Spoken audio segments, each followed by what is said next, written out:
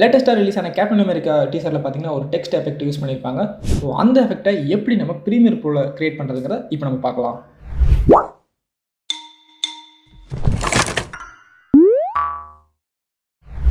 Okay, இப்போ பார்த்தீங்கன்னா நான் ப்ரீமியர் ப்ரோவில் இருக்கேன்.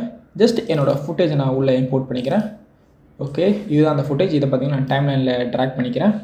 ஓகே, இதை பார்த்தீங்கன்னா எனக்கு தேவையான அளவு ஃபஸ்ட் நான் கட் பண்ணிக்கிறேன். அந்த கார் சென்டரில் வர்ற இந்த பொசிஷன் மட்டும் எனக்கு போதும். பிகாஸ் டெக்ஸ்ட் வந்து சென்டரில் தான் இருக்க போகுது. அந்த டெக்ஸ்ட்டுக்கு பின்னாடி தான் இந்த கார் வந்து அது கூட பிளெண்ட் ஆகி வரப்போகுது. ஸோ எனக்கு அந்தளவுக்கு இருந்தால் போதுமானது. ஓகே, நெக்ஸ்ட்டு பார்த்தீங்கன்னா கண்ட்ரோல் T கொடுத்து என்னோடய டெக்ஸ்ட் லேயர் நான் க்ரியேட் பண்ணிக்கிறேன். அண்ட் இதில் ஏதாவது நான் டைப் பண்ணுறேன். ஜஸ்ட்டு மார்வல்னே டைப் பண்ணுறேன்.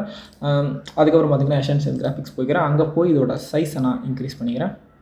பண்ணிவிட்டு சென்டர் அலைன்மெண்ட் கொடுத்துக்கிறேன்.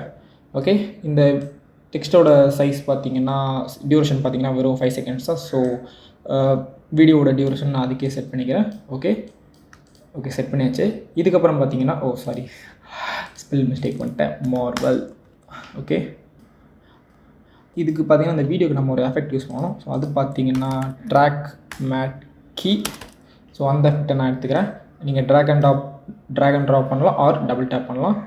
பண்ணிவிட்டு எஃபெக்ட்ஸ் கண்ட்ரோல் அங்கே போய்க்கிறேன். அங்கே போயிட்டு பார்த்தீங்கன்னா கீழே நமக்கு இது இருக்குது அந்த எஃபெக்ட் ட்ராக் மேட் கீ. ஸோ இதில் பார்த்தீங்கன்னா மேட்டில் பார்த்தீங்கன்னா எதுவுமே செலக்ட் ஆகலை. இதில் பார்த்தீங்கன்னா நம்ம டெக்ஸ்ட்டை செலக்ட் பண்ணணும். எப்படி செலக்ட் பண்ணலான்னா அது இருக்கிற லேயர் பார்த்தீங்கன்னா வீடியோ 2 செகண்ட் லேயரில் இருக்குது. ஸோ வீடியோ 2 கொடுத்துக்கிறேன்.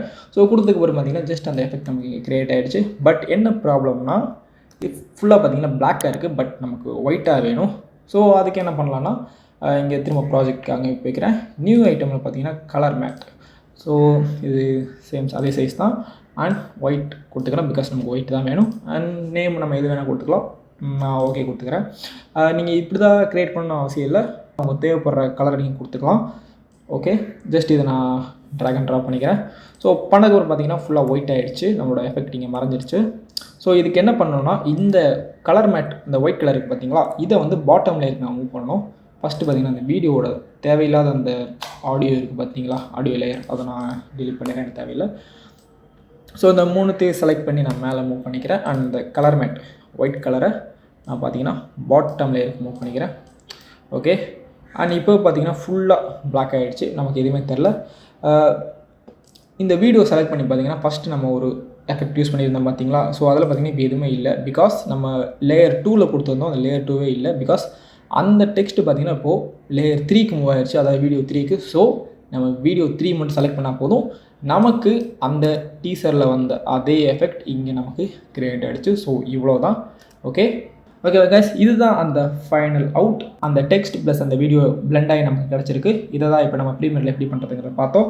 ஓகே கைஸ், இந்த வீடியோ நல்லா இருந்தால் ஒரு லைக் பண்ணுங்கள். அண்ட் இது மாதிரி நிறைய எடிட்டிங் வீடியோஸ்லாம் வேணால் நம்ம சேனலை மறக்காமல் சப்ஸ்கிரைப் பண்ணிக்கங்க. Okay guys, by.